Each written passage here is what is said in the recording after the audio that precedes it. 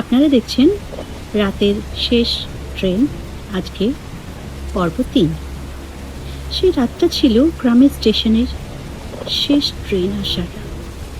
বৃষ্টি, বজ্রপাত আর কুয়াশায় পুরো প্ল্যাটফর্মটা অন্ধকারে ঢেকেছিল। ঘড়ির কাঁটা তখন 11:49। স্টেশন মাস্টার হরিদাস বাবু কাগজপত্র গুছিয়ে রাখছিলেন। হঠাৎ টেলিগ্রাফ মেশিনটা নিজের থেকে টিক টিক শব্দ করতে লাগলো। স্টেশন মাস্টার হরিদাস বাবু কাগজপত্র গুছিয়ে রাখছিলেন। হঠাৎ টেলিগ্রাফ মেশিনটা নিজে থেকে টিক টিক শব্দ করতে লাগলো, অথচ কেউ বার্তা পাঠাচ্ছিল না। টেলিগ্রাফে লেখা উঠল, শেষ ট্রেন আসছে না, যাত্রীদের দূরে রাখো। হরিদাস বাবুর কপালে ঘাম জমে গেল, কারণ এই ট্রেন তো বছর ৩ আগে লাইনচ্যুত হয়ে পুরো কামরাটাই নদীতে পড়ে গিয়েছিল। ঠিক তখনই কুয়াশার ভিতর থেকে ভেসে এলো ট্রেনের হুইসেলের আওয়াজ। হরিদাস বাবু ছুটে গেলেন প্ল্যাটফর্মে। ট্রেনটা ধীরে ধীরে এসে দাঁড়ালো, কিন্তু তাতে কোনো আলো নেই, কোনো মানুষ নেই।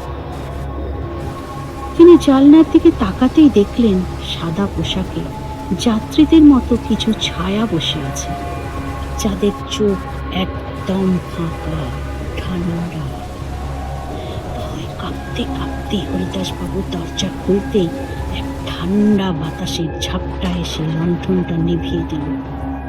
অন্ধকারে শুধু কণ্ঠস্বর, তুমি আমাদের ডাকলে কেন, তুমি আমাদের ডাকলে কেন।